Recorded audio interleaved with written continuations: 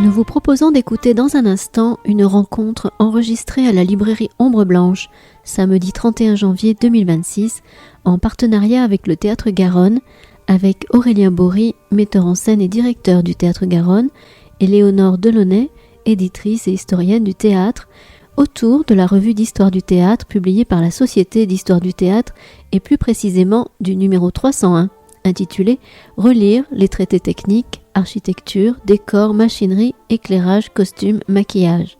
Un numéro consacré à la manière dont on décrit, publie, transmet les techniques scéniques. La médiation était assurée par Christian Thorel. Bonne écoute.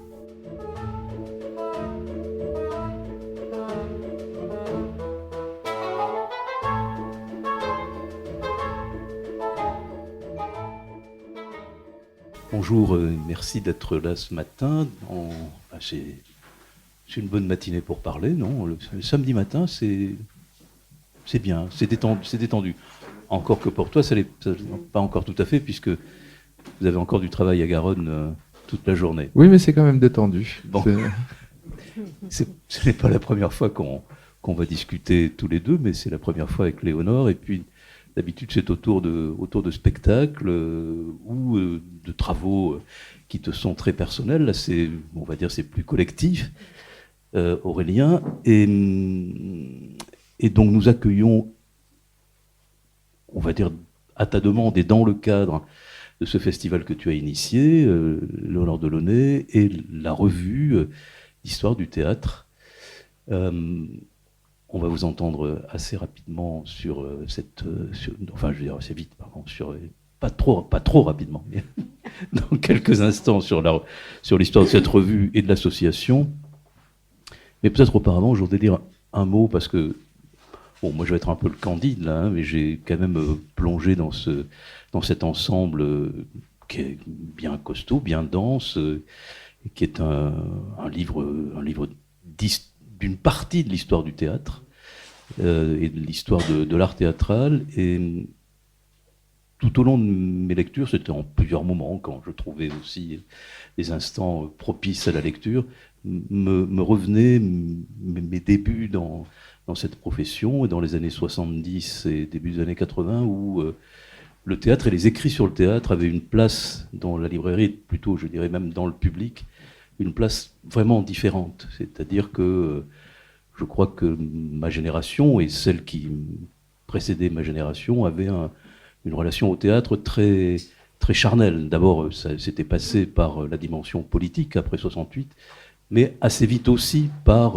un intérêt pour toutes les théories théâtrales et pour ce qui n'était pas encore la scénographie, mais qui allait très vite devenir la scénographie.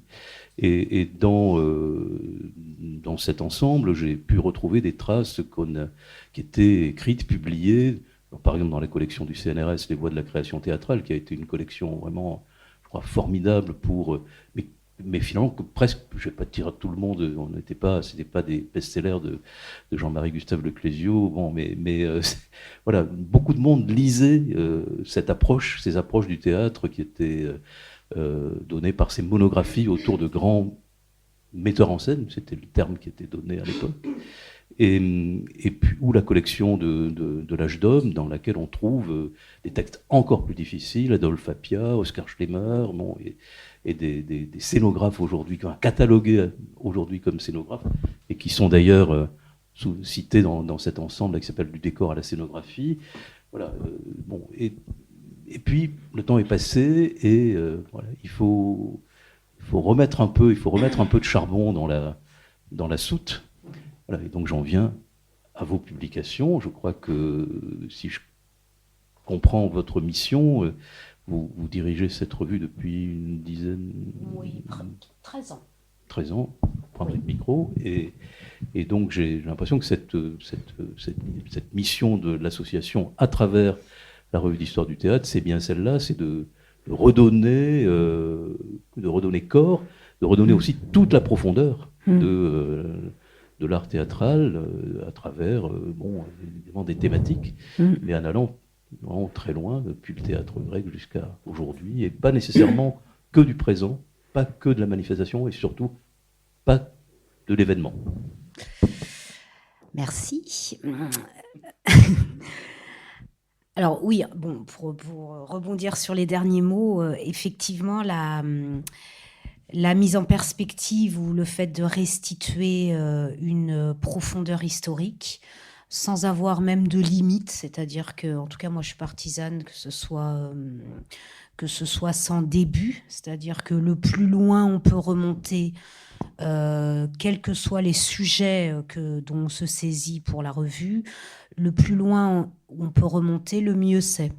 On avait vu, par exemple, pas sur ce numéro, mais un numéro précédent qui est apparu en 2024 sur l'histoire des metteuses en scène.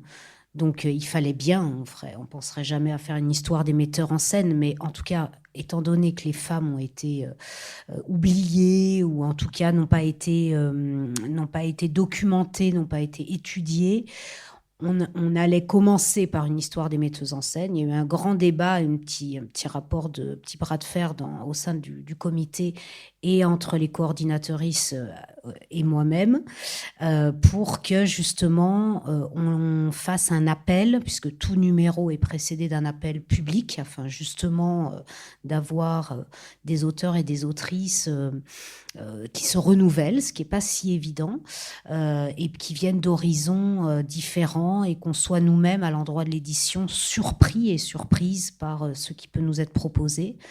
Mais par exemple pour les metteuses en scène, et c'était la même chose pour les techniques, il était très important de ne pas marquer de début pour que l'on puisse remonter le plus loin du plus loin, ce qui est aussi une question archivistique, c'est-à-dire que quels sont les premiers documents, les premières traces d'une activité théâtrale qui puisse nous parvenir et dont on puisse faire l'histoire. Et pour ces deux cas particulièrement, c'est extrêmement parlant. Les metteuses en scène, la première trace que l'on a d'une femme qui a participé, qui est connue comme comédienne et surtout qui est connue comme femme de, puisqu'il s'agit de Armande Béjart, femme de Molière, mais où en fait on a des traces, mais parce que l'archive théâtrale via la maison de Molière, via la Comédie Française, commence vraiment à se documenter, à s'historiciser, à s'archiver en fait dès la troupe de Molière, et donc on a quelques traces qui montrent que Armande Béjart participait véritablement à la mise en scène, enfin ce qu'on n'appelait pas la mise en scène, mais enfin la direction d'acteurs, d'actrices, etc. Donc pour les traités techniques et pour tout sujet, c'est vrai que notre particularité, qui est à mon avis notre puissance éditoriale, enfin l'un des points d'édition les plus importants pour la revue d'histoire du théâtre, c'est d'être très attentif à restituer cette profondeur historique. Bon, après, je peux dire deux mots sur cette... alors, c'est une revue. C'est une vieille dame, puisqu'elle a été créée dans un premier temps sous forme de bulletin en 1933 par un groupe d'érudits, de passionnés de théâtre, mais le terme érudit ou amateur était très important à cette époque-là, dans les années 30. Et dans les années 30, c'est la grande période, enfin une période qui a passé. On peut dire qu'aujourd'hui, en effet, c'est un terme même qui n'est plus utilisé, mais que nous essayons de réactiver, qui est la société savante, c'est-à-dire une réunion, une société de personnes qui se passionnent pour tel ou tel sujet, et qui vont se réunir déjà pour échanger sur leur passion, pour réunir souvent de la documentation. Donc, très souvent, les sociétés savantes, quelles qu'elles soient, se sont dotées de centres de ressources, ce qui est notre cas, et on produit des bulletins. Ce qui, nous, pendant longtemps, jusqu'en 48, ça a été un bulletin de liaison, avec de la bibliographie, avec de l'échange d'informations. Et la bibliographie et cette préhistoire de la revue d'histoire du théâtre, où on trouve quand même parmi ces érudits là, de cette société savante, Jacques Copeau, Louis Jouvet, Léon Chancerelle, moins connu, élève de Jacques Copeau également, et animateur et rénovateur du théâtre catholique et du théâtre jeunesse, donc quand même vraiment une niche moins connue. Et ces personnes-là, évidemment, Jouvès, qu'on reviendra, qui fait partie des fantômes bienveillants de notre petite affaire, avaient un goût, même une passion pour les techniques, pour les traités, les manuels, les guides, et en fait toute cette littérature qui a été extrêmement florissante. Alors on n'est même pas là aux Voix de la recherche théâtrale ou à l'édition post-68 qui a été très florissante en effet en matière de nouvelles esthétiques, de révolution formelle et effectivement de scénographie et de révolution esthétique prenant vraiment en compte ce qu'il se passe sur le plateau, question même des volumes, des différentes manières de construire une scène. Mais au 19e, on a déjà au 18e et au 19e, mais au 19e, l'imprimerie et l'édition se démocratisent. Donc on a toute une vivacité, un monde éditorial en matière de trucs, c'est ce qu'on appelle les trucs, les astuces, toute cette histoire comme ça du théâtre, de comment il se fabrique, et même des manuels de maquillage, de grimage, de postiches, en fait tout ce qui participe de la fabrique du spectacle. Rencontre, nous sommes au 19e dans une société du spectacle, la première société du spectacle quand même, avant celle théorisée par Debord, et il y a une véritable passion savante et populaire pour la scène et pour les affaires scéniques.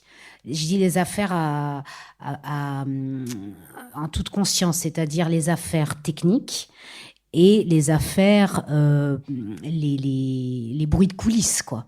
On veut savoir et on a un goût très fort pour ce qui se passe dans la coulisse, que ce soit les petites affaires entre les acteurs et les actrices qui génèrent aussi une littérature permanente, ce qu'on appelle l'anecdote ou l'historiette, mais aussi l'anecdote technique, c'est-à-dire vraiment cette histoire des trucs et des astuces. Et c'est quand même un fond historique dans lequel nous nous situons. Après, si je veux essayer en 3 mots de dire pourquoi, très bizarrement, et je pense que nous sommes à un moment de changement à ce niveau-là, tout ce goût, cette joie aussi de la connaissance des trucs et des astuces et des processus, des techniques scéniques. Pourquoi cette histoire-là, très matérielle, a disparu de l'université, vraiment disparu. C'est sûrement parce que quelque chose s'est figé dans les années 50-60, dont la revue d'histoire du théâtre d'ailleurs est aussi un reflet. Quelque chose autour d'un positivisme un peu stérilisé, c'est-à-dire que quand l'université et les études théâtrales, les arts du spectacle, avec Bernard Dort, avec justement toute cette nouvelle pensée, très en phase avec les innovations, pour ne pas dire les révolutions scéniques, les nouveautés, la question des collectifs, la question évidemment d'un théâtre politique, d'un théâtre qui se renouvelle, qui fonctionne aussi, en effet, donc autour de la question de collectifs, de nouveaux types de création. Toute cette pensée critique aussi du théâtre, cette pensée politique, les tenants de cette histoire matérielle, de cette histoire donc des techniques, se sont totalement refermés et sont devenus un peu une bande de vieux érudits complètement étrangers et même assez hostiles et méfiants vis-à-vis de l'université et des études théâtrales, cette bande de gauchistes qui les inquiétait et avec lequel le dialogue ne s'est pas du tout fait. Et du coup, c'est vrai que toute cette approche très matérielle et même du coup qui n'a du coup pas non plus été ressourcée par une histoire sensible, par une histoire sociale, voilà, comme ça a pu être le cas dans les études historiques, par exemple. Donc, l'idée de ce numéro, et la préface d'Aurélien a fait figure de manifeste, du coup, véritablement. C'était pas prévu, mais il y a un effet de résonance extrêmement fort.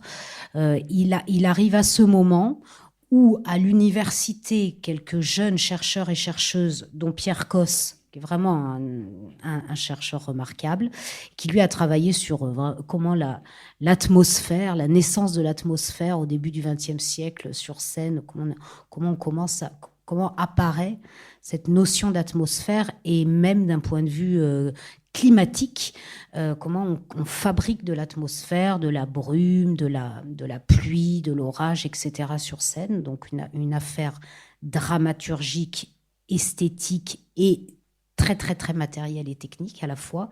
Donc une thèse remarquable qui va être publiée dans très peu de temps. Il a été nommé dans la foulée, ou Clémentine Cluzot, qui a écrit sur les manuels des cintriers et des cintrières et qui vraiment décrit cette question du geste et du geste du travail. Ce sont deux jeunes chercheurs et chercheuses nommés il y a ces 2 dernières années. Donc c'est un moment de bascule, voilà. Je crois qu'on rentre dans le décor. Ah, fallait pas me lancer. On rentre dans le décor et sur la scène. Donc, on aura quand même compris qu'effectivement, ce travail, le résultat de ce travail, c'est un résultat de travail d'archives.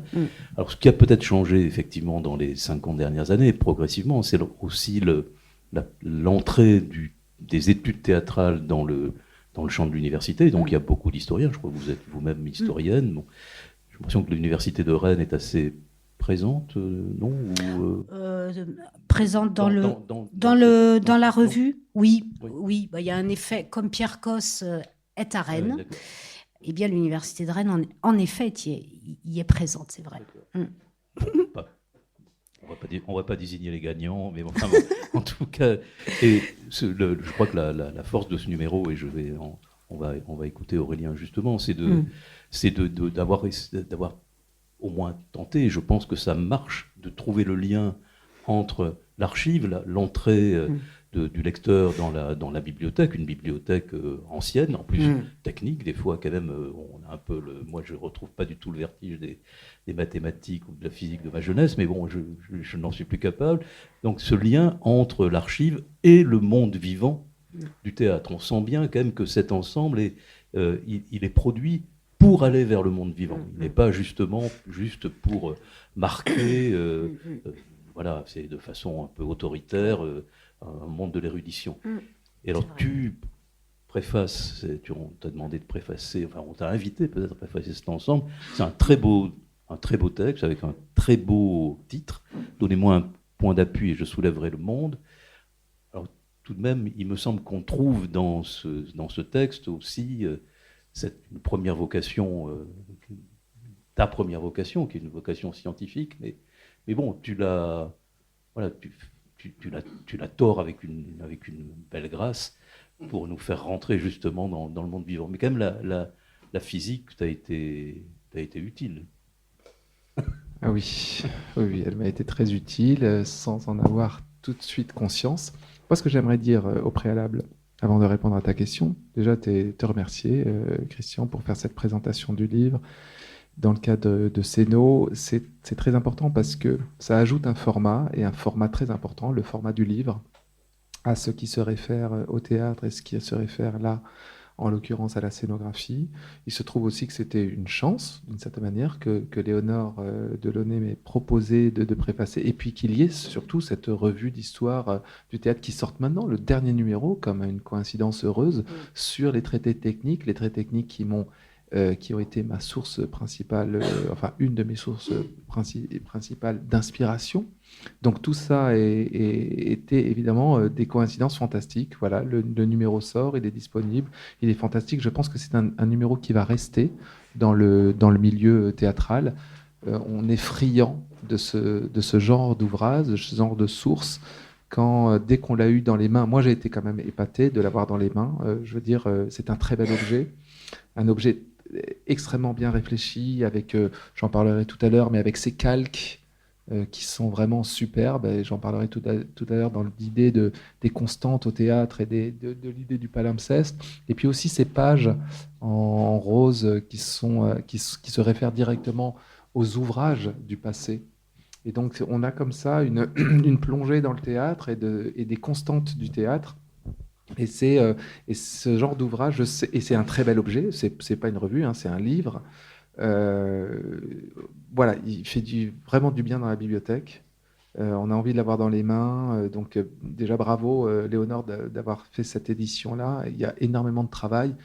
Et quand on a ce livre, moi, le réflexe que j'ai, je dis, mais qui fait encore cela? C'est fantastique qu'il y ait des gens qui s'occupent de ça et qui fassent paraître et qui écrivent des aussi beaux ouvrages. Donc voilà, au préalable, j'avais envie de dire ça, de vous remercier tous les deux, parce que c'est assez fantastique.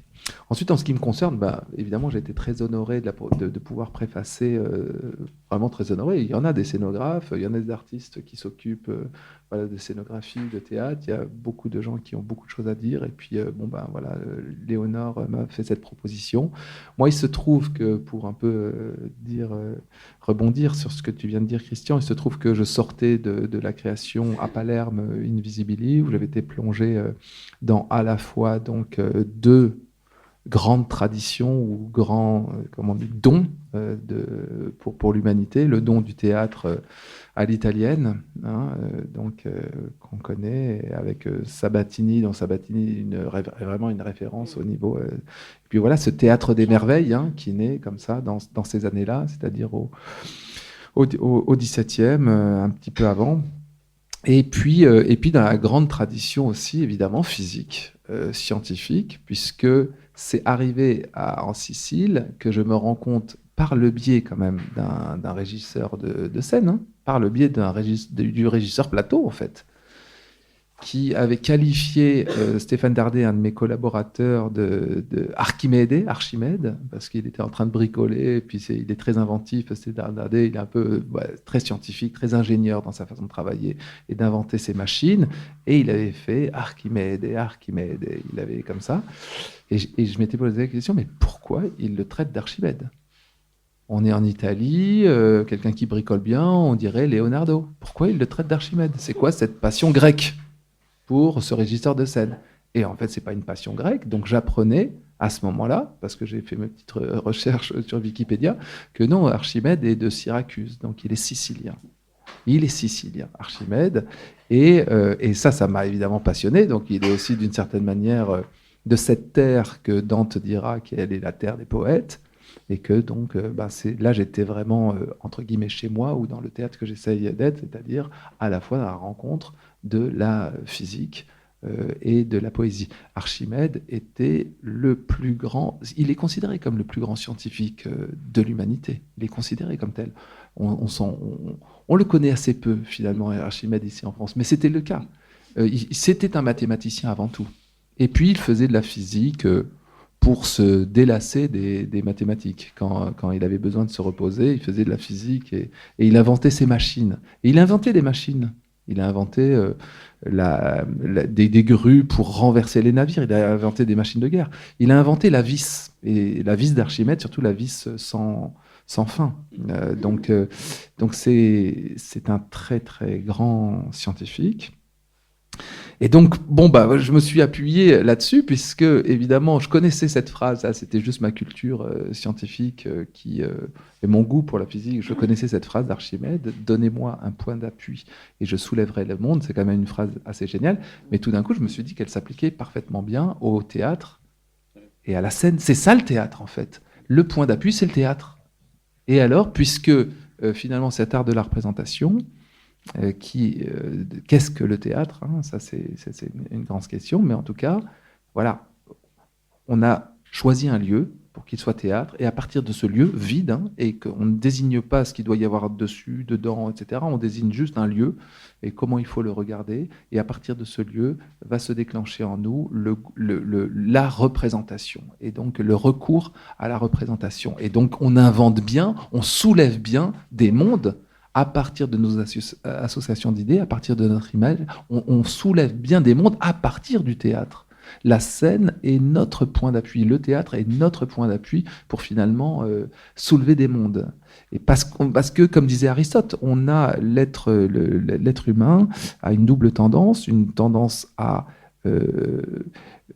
représenter Voilà. Et il dit dès son plus jeune âge, Aristote dit dès son plus jeune âge, l'homme aime représenter, voilà. Il dessine, écrit, enfin voilà, il aime représenter, mais aussi il prend plaisir à la représentation des autres. Il prend plaisir à regarder.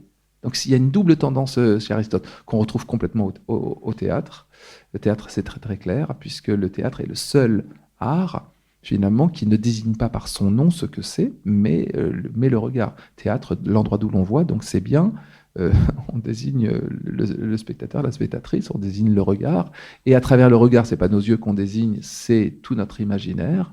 Donc c'est ça qu'on désigne au théâtre. Donc ça, c'est fantastique. Et je me suis appuyé uniquement sur ça, et puis au-delà d'Archimède et au-delà de cette histoire italienne et grecque, scientifique et poétique et puis scénographique, au-delà de ça, les traités techniques ont été évidemment mes manuels. On est friand de voir comment on fait. Et même, je dirais que sous un autre aspect, poétique d'Aristote, qu'on prend pour un livre de philosophie, est un manuel. Est un manuel du parfait dramaturge. C'est un manuel à l'attention, je dirais, des dramaturges. Comment on fait ? Il faut faire comme ça. Voilà, c'est très mécanique, la pensée d'Aristote dans Poétique. Et c'est dans Poétique qu'Aristote dit, de toute façon, pour le spectacle, le fabricant d'accessoires est plus décisif que le poète, c'est-à-dire que le dramaturge est plus décisif. Donc, en fait, il faut se plonger, si on a envie de faire du spectacle, dans le fabricant d'accessoires. Et on se rend compte que le fabricant d'accessoires, effectivement, comme ça, alors là, on peut remonter à Sabatini, mais on peut aussi remonter à bien d'autres traditions, dont le théâtre chinois, par exemple. Très, très grande tradition de théâtre. Et on se rend compte d'une chose, ce sont les constantes. En fait, dès qu'on a commencé à faire du théâtre, et là, on ne sait pas quand il faut remonter, certainement à la naissance de l'humanité, dès qu'on a commencé à faire du théâtre, on s'est posé les mêmes questions. C'est les mêmes questions qui reviennent. Et c'est les mêmes nécessités d'accessoires. Et c'est le même recours au masque. Et c'est même le même recours, par exemple, au vol. Le vol, on pense que c'est 17e siècle, pas du tout. Dans le théâtre grec, il y avait déjà des vols. Il y avait déjà le recours à la machinerie. Et puis on peut faire un vol de tellement de manières. Donc en fait, on a convoqué dès le début non seulement les mêmes questions, mais aussi presque les mêmes réponses, qu'on ne fait que réactiver, en puisant dans les manuels, en puisant dans ou en retrouvant par soi-même. Parce que finalement, ce sont des règles et des constantes qui ne sont pas trop difficiles à retrouver, puisque c'est un petit peu le plaisir au théâtre aussi qui les guide, et que quand on voit une bande d'enfants et qu'on leur demande de faire un spectacle, d'une certaine manière, ils trouvent leur solution, et que leur solution ressemble étrangement aux nôtres. Voilà. Donc voilà, ce type d'ouvrage s'ajoute pour moi à Sonrael, à Sabatini, et pour moi à plein d'autres ouvrages qui traitent de scénographie. Et ce que j'aime bien, c'est la promesse de ces ouvrages, c'est comment fait-on du théâtre ? Et je citerai je ne sais plus qui, mais c'était Perret qui citait quelqu'un qui disait je ne sais plus qui disait le théâtre suit des règles bien précises que personne n'a réussi à établir. Voilà. Merci. On va peut-être ouvrir quelques portes, parce que c'est un ouvrage quand même de près de 300 pages, et on va laisser le public le découvrir et le lire, mais on va ouvrir quelques portes, deux ou trois, si nous aurons le temps d'aller un peu dans ce paysage. Je voudrais juste peut-être reprendre ce que tu disais, et ce que vous disiez aussi, Léonore. Finalement, l'émerveillement a des techniques, et il faut savoir aussi peut-être retrouver ces techniques, enfin savoir qu'elles existent, et pouvoir peut-être les retrouver, les lire, juste pour peut-être continuer l'émerveillement, mais garder un peu de distance par rapport à cet émerveillement. Je voudrais rentrer donc dans cet ouvrage à partir peut-être de Sabatini, parce que finalement le metteur en scène que vous conviez pour évoquer la dimension importante de Sabatini, c'est Louis Jouvet. Et je reprends une partie de ce que vous disiez tout à l'heure à propos de cette génération qui a voulu bousculer le théâtre, donc c'est dans les années 70, 80. Finalement, c'est une génération qui avait peut-être oublié qu'il y avait des héritages. Peut-être celui de Jouvet, celui de Villard, voilà, c'est à un moment donné, on rentre, on écarte tout le monde. La table rase, quoi. On prend la place. La vérité, c'était nous. Bon, et c'est peut-être là que, notamment la question des techniques a été oubliée et que finalement la scénographie s'est réduite, on va dire, à quelque chose de plus démiurgique et simplement peut-être dessiné.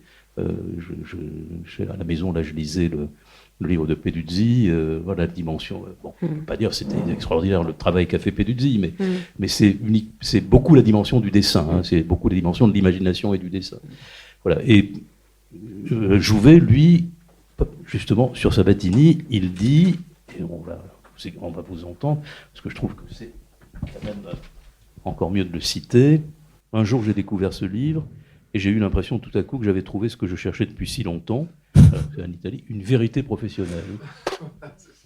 Et il parle ensuite de catéchisme ou de bréviaire, mais bon, c'est sa dimension chrétienne. Mais bon, c'était une révélation. Ouais. Une vérité professionnelle. C'est un article très, très fort, hein, quand même. Hein, parce que justement, là, on lit bien le lien, comme je disais, entre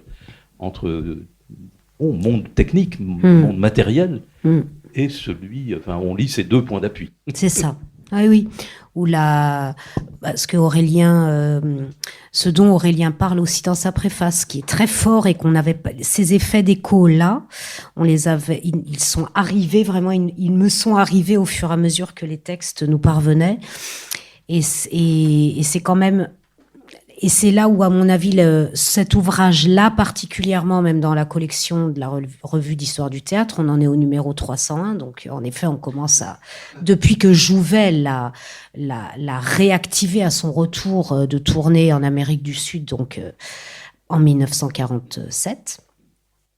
C'est-à-dire que la curiosité, la passion, la capacité d'émerveillement, la véritable excitation que provoquent les énigmes techniques en matière de machinerie, de décor, d'éclairage, de son, même si on le verra effectivement, c'est une partie qui n'est pas dans ce numéro. Le numéro n'ayant, comme ça, je fais... Je vais essayer d'être maligne pour une fois et stratège. Je court-circuite vos questions, puisque vous avez eu la naïveté de m'en parler tout à l'heure. En le disant, ce numéro n'est en aucun cas exhaustif. C'est même, à mon avis, un point de départ. Oui, je sais, c'est facile. Non, mais c'est un point très important, le fait de pas être exhaustif. Et il y a autre chose quand même dans ce que dit Aurélien qui est très fort dans ce que vous dites de Louis Jouvet et de sa découverte profondément émotive, amoureuse, en effet quasiment religieuse de Sabatini. C'est la manière, et c'est là où c'est vraiment une idée de Pierre Cosse qui est à mon avis remarquable, le terme relire. Et c'est aussi pour ça que cette préface avait un effet en fait, a pris une forme pour moi et pour nous qui étaient à l'endroit de l'édition ou de la recherche de manifeste, c'est-à-dire dans le terme relire, il y a l'être humain, il y a l'humain, quoi. Il y a même l'artiste, mais aussi le régisseur, le machiniste, l'éclairagiste, etc., etc. C'est-à-dire que c'est une nouvelle écriture, à mon avis, une nouvelle écriture des techniques qui n'est plus positiviste, car elle y met beaucoup d'émotion, de sensible, toute une approche sensible. Il y a tout un mouvement, vous savez, en ce moment dans l'histoire, dont la revue Sensibilité, par exemple, elle a, à mon avis, des marqueurs les plus intéressants. Là, on est vraiment dans la relecture, c'est-à-dire aussi l'effort, le goût intellectuel, mais aussi la capacité d'émerveillement, le goût de la poésie, de la technique. Il y a toute une poésie très puissante des traités techniques. Elle est contenue dans ce terme de la relecture. Et donc, évidemment, la relecture, le livre, c'est un lien, donc c'est aussi la circulation. Et la circulation des techniques, la circulation depuis, comme tu dis, quand est-ce que remonte le premier geste de fabrique d'un spectacle? On peut remonter sûrement en effet à la naissance de l'humanité. En tout cas, après, bon, il y a toute une histoire de l'imprimerie, etc., qui fait aussi que ces traités circulent de main en main, sont saisis, sont expérimentés, permettent de soulever et de créer des mondes, mais sont aussi rêvés et sont aussi il y a cette dimension, et chez Jouvet, c'est très fort, c'est-à-dire qu'il y a aussi une rêverie autour des techniques. Une dimension comme ça beaucoup plus qui n'est pas très différente et qui n'est ni opposée mais qui est agrégée au plaisir et à la jouissance de faire, quoi, et du faire et en effet de machiner. Ah bah oui, je confirme. Je confirme, il y a un très très grand plaisir, on va dire. Et c'est vrai que ça m'était pas apparu, mais comme tu viens de le dire, Léonore, l'aspect collectif dans ce plaisir-là, puisque dès lors qu'on est au théâtre, on n'est pas seul. Alors on n'est pas seul à double titre, on n'est pas seul parce qu'on est une équipe et que c'est impossible de faire du théâtre seul. Enfin, moi je ne saurais pas comment faire. Il faut quand même être un certain nombre et avec des compétences différentes. Et c'est ça qui est agréable, c'est que les compétences se rejoignent autour d'un même objet alors qu'elles sont vraiment... ce sont d'autres compétences. Mais on n'est pas seul non plus parce qu'il existe justement toutes ces expériences du passé, tous ces gens qui ont été sur les plateaux et puis ensuite ça s'est transformé en réflexion, aussi en invention. Mais est-ce vraiment des inventions ? Oui, ce sont probablement des inventions à un moment, mais encore une fois, ce sont des constantes. On croit que les plateaux tournants, les scènes tournantes, c'était telle date, et puis on se rend compte que non, au Japon il y en avait déjà, etc., etc. Très compliqué de trouver des origines en fait dans presque toutes les inventions qu'on a. Ça m'intéresse beaucoup. C'est pour ça que je trouve que l'idée des constantes, c'est comme ça. Si je donne un exemple aussi sur le plaisir, si on prend la grotte Chauvet. La grotte Chauvet, c'est quand même assez intéressant parce que les scientifiques pensent que c'était un lieu quand même de représentation et que donc les murs, et dans d'autres grottes aussi, étaient peut-être les décors de représentation. Mais à la grotte Chauvet, il y a un truc un peu particulier. Il y a un crâne d'ours qui a été posé sur un rocher, comme un ready-made. Ce qui est incroyable, c'est qu'il a été tenu là. Donc en fait, cet assemblage rocher-crâne d'ours forme une sorte de sculpture. Mais moi, j'y vois évidemment, comme ça, j'y vois quelque chose de vraiment du théâtre, quoi. Vraiment du théâtre. C'est incroyable, ce crâne posé là. Il a été ramassé et posé, mis en relation avec ce rocher où le rocher fait corps et puis il y a le crâne. Ça, c'est une pensée de théâtre. Ça, c'est une pensée de théâtre, c'est une pensée d'accessoiriste. Il y a des accessoires. Donc, en fait, on sent déjà... Et en plus, il y a l'exercice du regard, parce que l'idée de travailler aussi et d'essayer des choses en collectif, c'est on se regarde les uns les autres, les unes les autres, et c'est dans ce croisement de regards que naît l'émerveillement. Les meilleures idées sont les idées qu'on n'avait pas dans le cahier, hein, qu'on n'a pas eu seul. Les meilleures idées, c'est celles sur lesquelles on tombe, et on tombe collectivement souvent par l'action de plusieurs personnes. Et donc personne n'avait anticipé cette idée, et puis il y a une apparition, et là on dit ah ben oui, ça c'est ça qu'il faut faire. Et souvent c'est l'action combinée des techniciens, des régisseurs, des artistes, de ces compétences croisées. Moi, il y avait une chose qui m'avait aussi, quand on retombe encore une fois sur cette idée des constantes, c'est quand on avait créé la disparition du paysage, à partir d'un texte de Jean-Philippe Toussaint. Et donc dans son texte, Jean-Philippe Toussaint, il place un homme face à une fenêtre. Donc il y avait l'idée de la fenêtre. Et donc moi, j'ai essayé d'interpréter sur le plateau, scénographiquement, cette idée de la fenêtre par une fenêtre qui changerait de dimension, puisque la fenêtre est aussi une fenêtre mentale. Donc on se dit, pourquoi pas une fenêtre qui change de dimension? Donc je l'avais fait avec 4 rideaux, donc 2 rideaux latéraux et 2 rideaux comme ça, comme des frises, mais qui bougent. C'était les 2 rideaux étaient sur des rouleaux, et là, c'était des systèmes de patience un peu classiques. Donc, et puis c'était manipulé à la main, de sorte de faire déplacer la fenêtre, de la faire changer de dimension, etc. Et cette fenêtre était vraiment créée par ces 4 rideaux.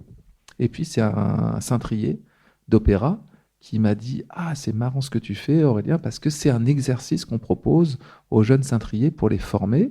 C'est-à-dire les jeunes cintriers, ils se mettent à 4, chacun prend un rideau, donc les rideaux latéraux, et ils mettent 2 frises, une frise en bas, une frise en haut, et ils dimensionnent une fenêtre en fermant les rideaux, et ensuite ils essayent de garder ce qu'il y a, en fait, c'est une scène de la disparition du paysage, ils essayent de garder cette fenêtre dans ses dimensions largeur, hauteur, et de la faire voyager dans l'espace.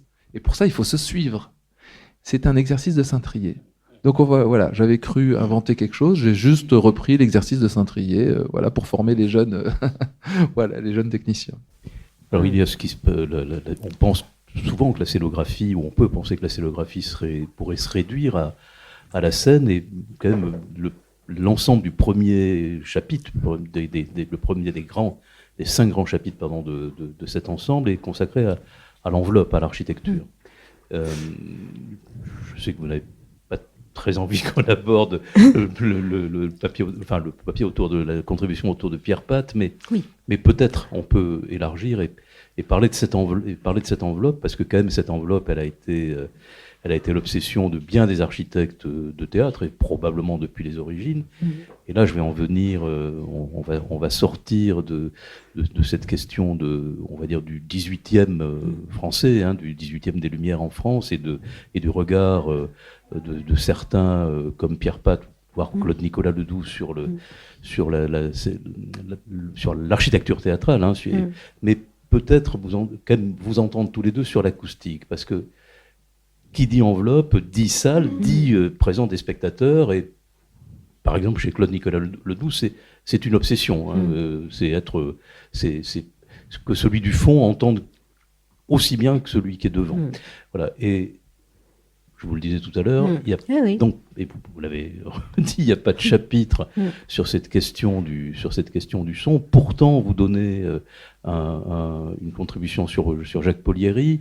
Jacques Polieri, c'est un ami de quelqu'un comme Xenakis. Ils sont tous les deux dans l'équipe de Le Corbusier. Ce sont des obsessions partagées par des architectes très contemporains. Voilà. Voilà, vous entendre sur cette question de l'acoustique. Et surtout toi, puisque toi, c'est une partie de tes études. Oui, et puis je vais vraiment pas dire quelque chose de très intéressant. Je botte pas en touche, mais c'est la vérité. C'est-à-dire que ces 15 entre 2010 et 2020, si je ne me trompe, pendant une dizaine d'années, il y a eu un grand chantier de recherche, Québec, France, mais aussi Allemagne, Angleterre, croisés, mais vraiment les financements universitaires et les pôles de recherche venaient du Québec et de France, autour du son, qui était co-dirigé, entre autres, par Marie-Madeleine Mervanroux, directrice de recherche au CNRS, Jean-Jacques Larue, j'espère que je n'écorche pas Jean-Jacques, mais en tout cas Monsieur Larue, Jean-Jacques Larue, je crois, au Québec, et d'autres chercheuses et chercheurs qui ont publié. Enfin, il y a en fait toute une histoire, il y a toute une bibliographie et un corpus concernant l'histoire du son au théâtre qui est extrêmement fourni. Alors, comme il fallait faire un choix, et d'ailleurs, le numéro se termine par des pages tout à fait conceptuelles, parce qu'elles ne sont pas faites pour être lues, d'ailleurs, elles ne devaient pas être dans le numéro, et qui renvoie à une bibliographie des traités et de la recherche sur les techniques, une bibliographie en ligne en plusieurs langues, en anglais, en allemand, en italien, évidemment en français, avec toute la ressource en ligne qui est vérifiée, etc. Et cette énorme bibliographie, si on met les pages web, si on les transforme en documents Word, on a une vingtaine ou une trentaine de pages de bibliographie. L'idée étant de la nourrir en permanence, c'est l'intérêt du numérique. Elle permet quand même de créer aussi une véritable ressource. Bon. Donc, j'accélère parce que j'ai pas grand-chose d'intéressant à dire, à part que, effectivement, étant donné qu'il fallait un choix, et effectivement, cette question du son ayant été très publiée sur une dizaine d'années avec des ouvrages, 2 numéros de revue de la revue Théâtre Public, le choix a été fait, il est justifié dans l'introduction, il le fallait quand même par Pierre Cosse. Le choix a été fait de ne pas traiter cette partie qui est fondamentale. Elle circule, heureusement, dans certains articles, elle est évoquée, enfin, c'était pas interdit de parler d'acoustique, Dieu merci, mais elle ne fait pas l'objet d'un... Après, je vais quand même dire un mot là-dessus, c'est que c'est pas une blague, c'est un numéro qu'on a mis 4 ans à concevoir, et où en fait à un moment je m'en suis saisie en tant qu'éditrice, même en dépassant, mais en allant au-delà de mon rôle d'éditrice, c'est-à-dire en décidant de fabriquer un objet avec ses cahiers d'archives, avec une place qui vient pour le coup de la revue d'histoire du théâtre et non des coordinateurs, laissés à des témoignages d'architecte, d'une maquilleuse. Toute cette partie sur le maquillage, on l'a apporté nous, mais parce que il y avait, et on rejoint là ce qu'on disait tout à l'heure, nous sommes tributaires dans une revue, mais comme dans toute l'édition en fait, mais peut-être encore plus dans une revue parce qu'il nous faut beaucoup d'auteuristes, nous sommes tributaires de celles et ceux qui écrivent. Et on a mis beaucoup de temps. Au début, on avait un numéro avec 5-6 articles, parfois assez anecdotiques. Donc il a fallu beaucoup de temps pour trouver finalement un ensemble qui permette de faire objet, un vrai objet, qui soit aussi c'est pas un hommage, parce que le terme hommage est vraiment poussiéreux, mais en tout cas qui soit à la hauteur des ambitions et du sujet. Mais il est vrai qu'il était très difficile de trouver des auteurs, parce que peu de gens aujourd'hui réfléchissent et se penchent sérieusement sur cette question de comment on écrit sur les techniques théâtrales, les techniques scéniques. Juste peut-être avant de t'entendre là-dessus, je vais peut-être recentrer la question de l'acoustique par rapport à la question du corps aussi des spectateurs, oui, et du corps des acteurs qui donnent de la voix. Parce que ça, c'est dans le dernier chapitre, je fais un saut, il y a cet article assez étonnant sur les amendes. Là, sur les amendes. Bon, les amendes des acteurs qui arrivent en retard. Et je sais pas comment je me suis retrouvé à lire dans cet ensemble qui s'appelle Du décor à la scénographie. Il y a une contribution, de Claude Nicolas Ledoux, donc de la fin du XVIIIe, assez extraordinaire sur le corps des acteurs et le corps des spectateurs dans cette chose qui s'appelle le théâtre. Alors la scène pour les acteurs, la salle pour les spectateurs. Comment ils étaient traités, les spectateurs à la fin du XVIIIe, surtout ceux d'en bas. Et il y a cette dimension à la fois de la place des corps maltraités par ceux du dessus, mais aussi de comment on entend. Voilà, alors finalement, pour moi, ça a révélé une chose. Tu vois, l'autre jour, on avait parlé de mes problèmes au théâtre. Finalement, ça a éveillé pour moi quelque chose dont je n'avais pas conscience. C'est l'importance de la place des corps, et dans le corps, il y a ce sens de l'ouïe. pardon, j'étais un peu long. Est-ce que peut-être tu peux réagir là-dessus ? Oui, il y aurait vraiment beaucoup de choses à dire sur ce sujet. Évidemment, aujourd'hui, l'acceptation de la scénographie, ou tout d'un coup, enfin, en tout cas mon approche, mais l'approche de la plupart des artistes, c'est d'inclure dans la scénographie le son et la lumière. C'est vraiment parce que et ça veut dire quoi, en fait? Ça veut dire que la lumière nous renseigne, enfin, en tout cas, moi, je l'utilise comme ça, à la fois nous renseigne et à la fois créer un doute sur ce qu'on est en train de voir. C'est-à-dire c'est la rencontre entre la lumière et la matière, mais nous renseigne sur l'objet posé sur le plateau, sur la proposition posée sur le plateau, et nous la fait voir autrement, et par accumulation de ces informations nous amène dans d'autres suppositions ou d'autres perceptions en fait du réel. Donc ça m'intéresse beaucoup. C'est à la fois, moi je n'aime pas créer du mystère, puisque c'était l'idée de créer du mystère dans Théâtre des Merveilles, ou voilà, c'était cette idée-là. Je n'aime pas ça. Mais j'aime qu'on s'évade dans différentes... tout est montré, mais la lumière nous montre autre chose, qui n'en est pas moins réel. Ce n'est pas une illusion, c'est une autre réalité. Et la lumière permet ça, des autres réalités. Soit la réalité des angles, des géométries, soit la réalité de la matière, soit la réalité du phénomène au plateau. De façon d'éclairer, par exemple, une brume ou un nuage. Bon.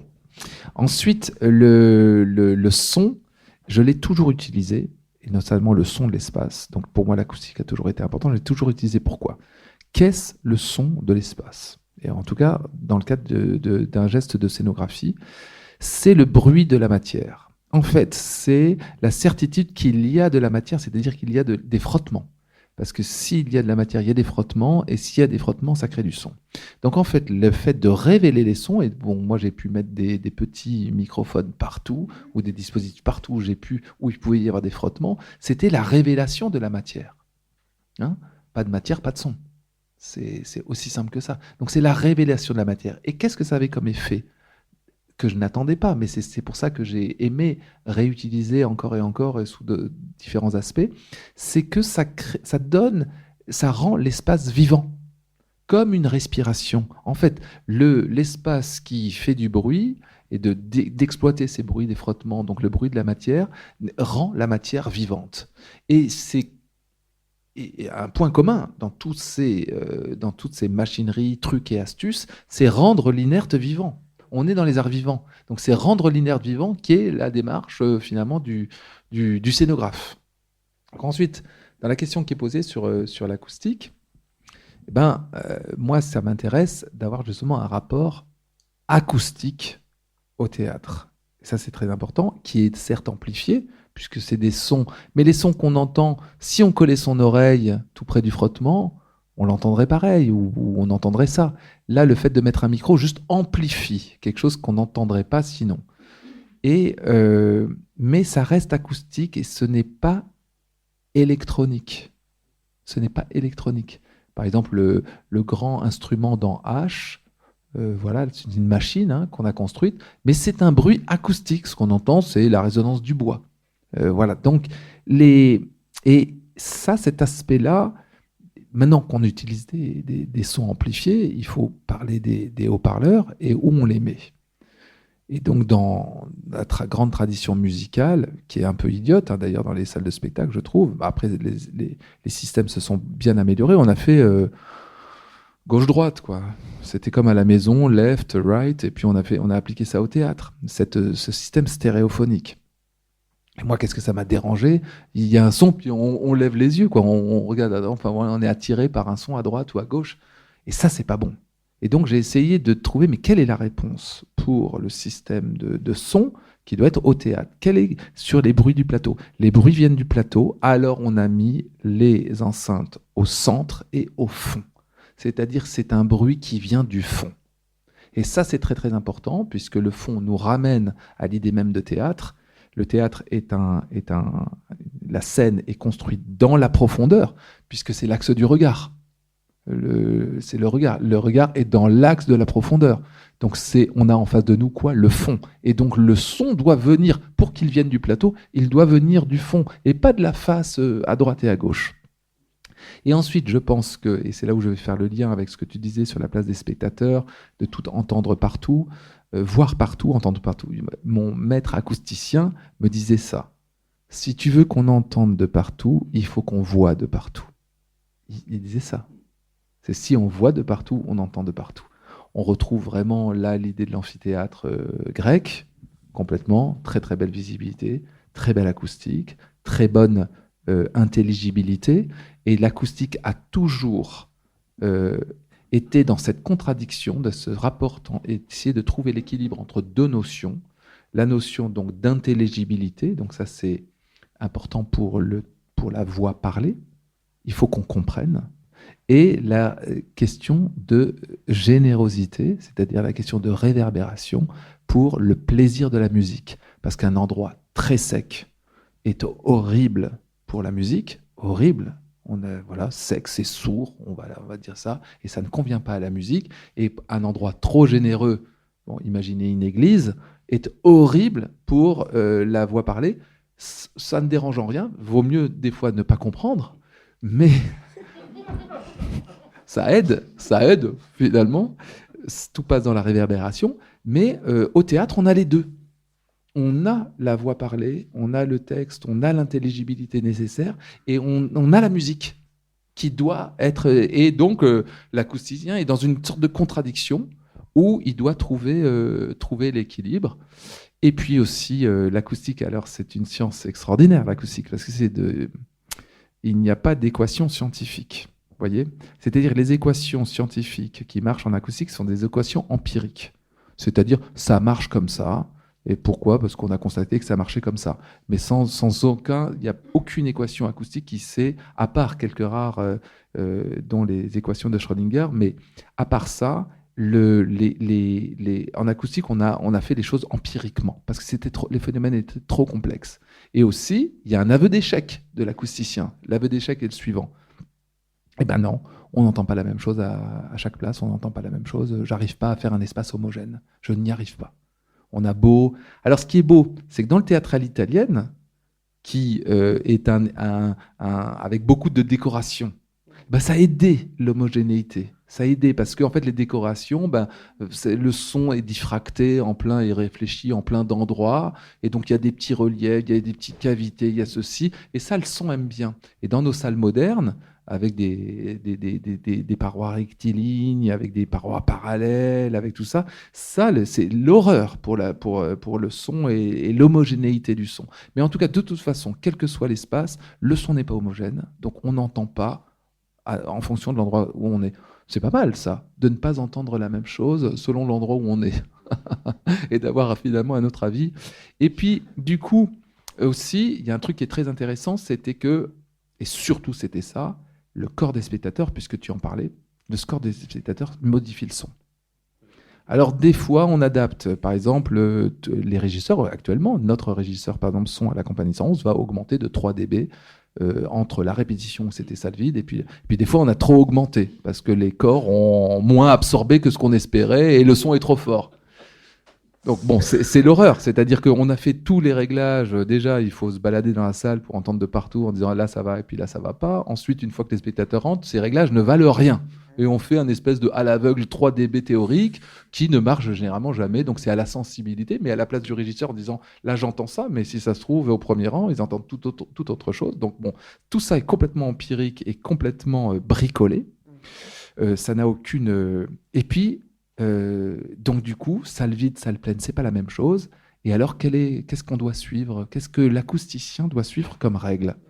Et alors, toujours ce Othon Schneider, qui était mon patron, qui était ancien chercheur au CNRS et qui avait monté cette boîte, Bruit sans musique, à Strasbourg, et où j'ai eu l'honneur de travailler pendant 18 mois à ses côtés, avait dit, c'est simple.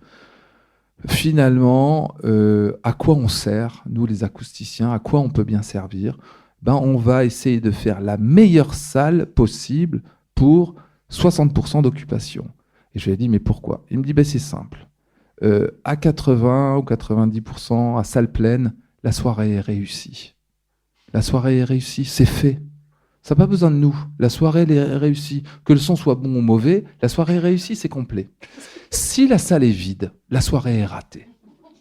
On aura beau avoir le meilleur son, ça sera raté, ça va pas marcher.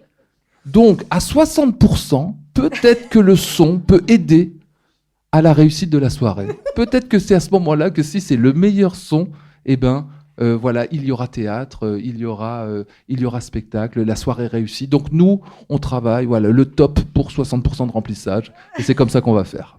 Bon, merci, on a eu le chapitre sur le son, finalement. Mais oui, je crois que c'est un ouvrage à venir. Hein. Voilà, mais nous, on en aura profité. Oui. Bon, ça, je vais rebondir sur une dernière question, qui sera sur un chapitre qui, lui, est vraiment dans le livre sur la lumière, et rebondir par rapport à ce que tu disais avec beaucoup de force et de conviction sur tes expériences acoustiques, et sur une expérience acoustique que j'ai eue dans un concert. Je suis allé 2 fois à Amsterdam dans ma vie, mais une fois, le jour même, j'ai pu trouver une place au Concertgebouw pour.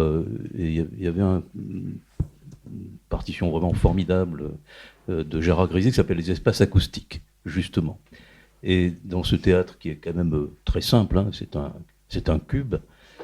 Je crois que je n'ai jamais eu une aussi forte émotion que celle d'un moment où il y a du papier froissé, et j'étais sûrement à 50-60 mètres du type qui froissait le papier. J'avais l'impression qu'il était tout à côté.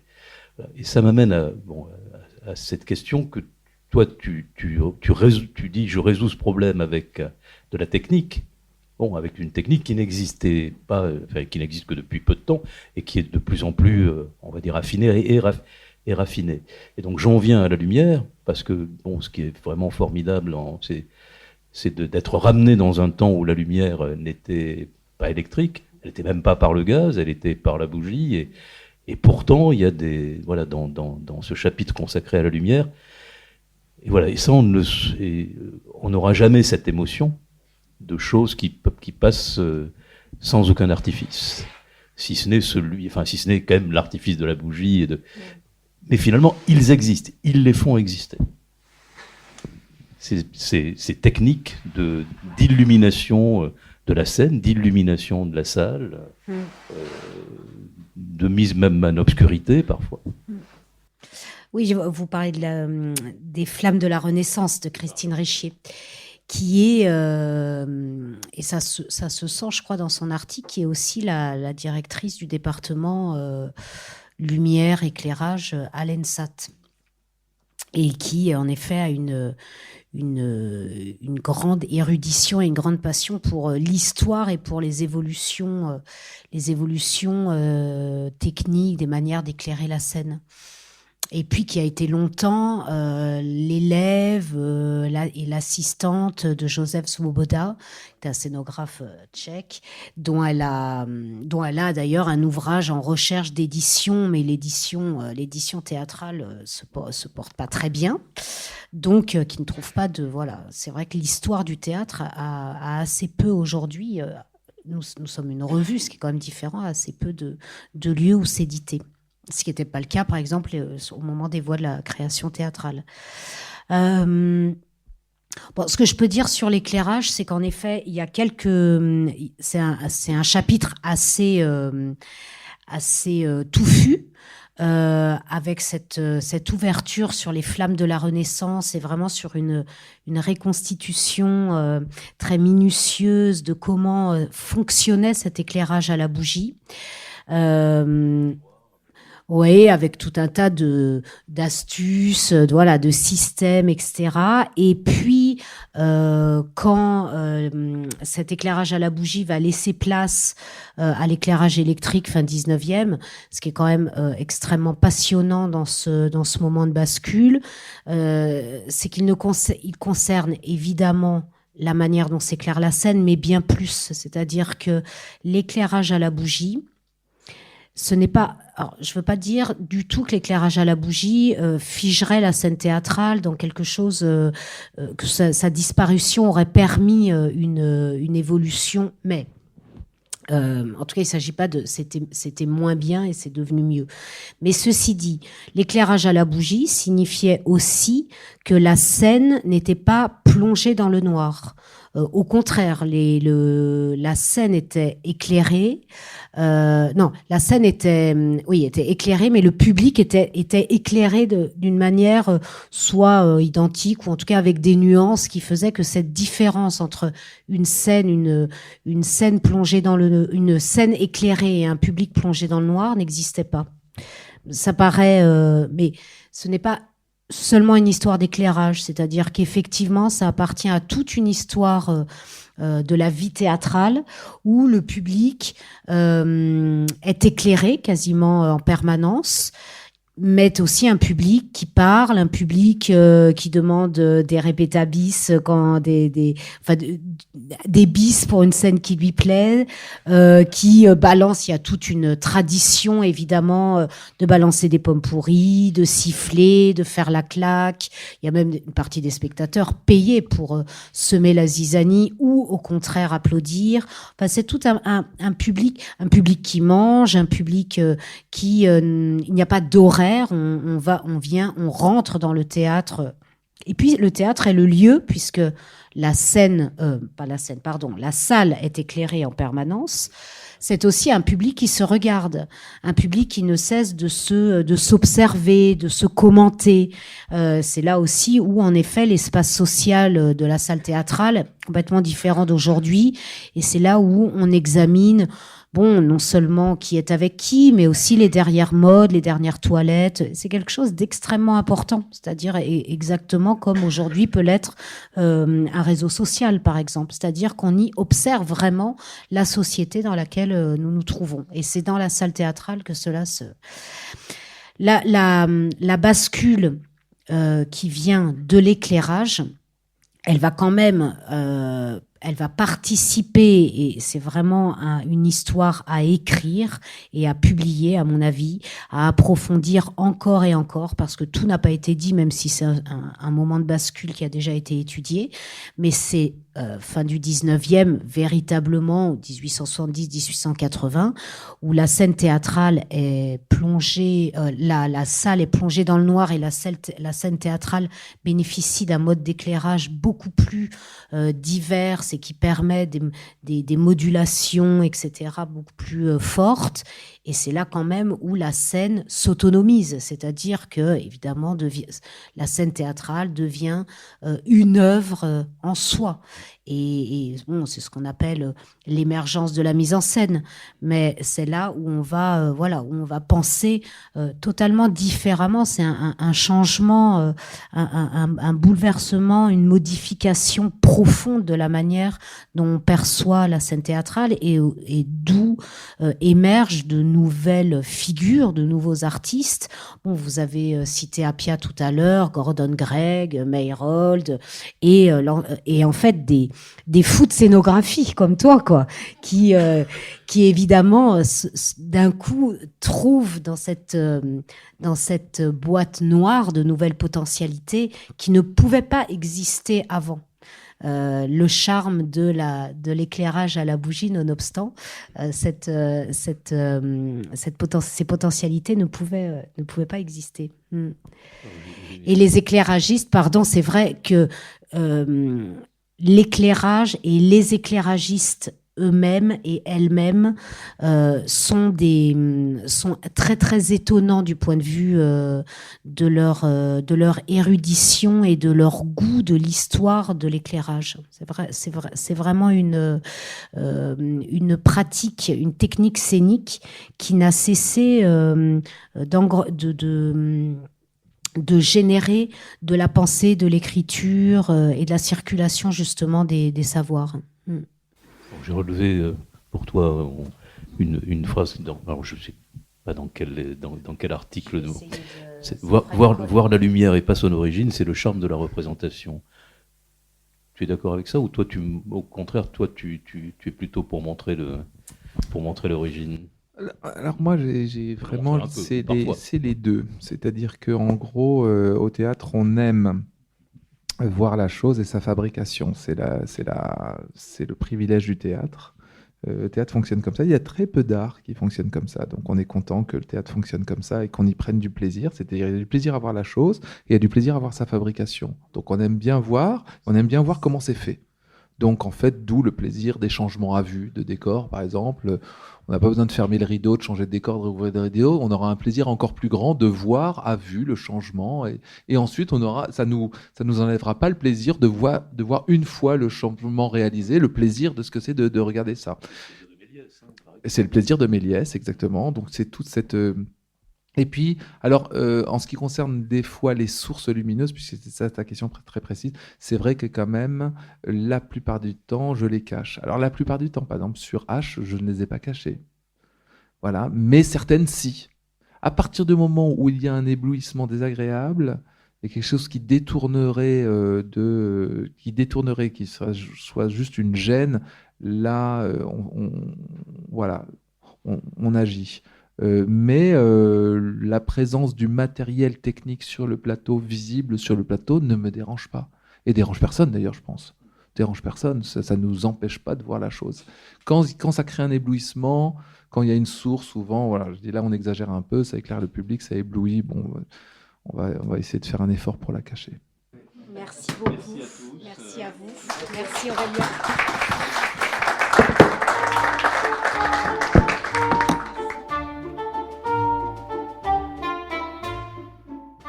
Vous avez pu écouter aujourd'hui une rencontre avec le metteur en scène Aurélien Bory et l'historienne du théâtre Léonore Delaunay autour de la revue d'histoire du théâtre et de son numéro 301, relire les traités techniques, architecture, décor, machinerie, éclairage, costume, maquillage.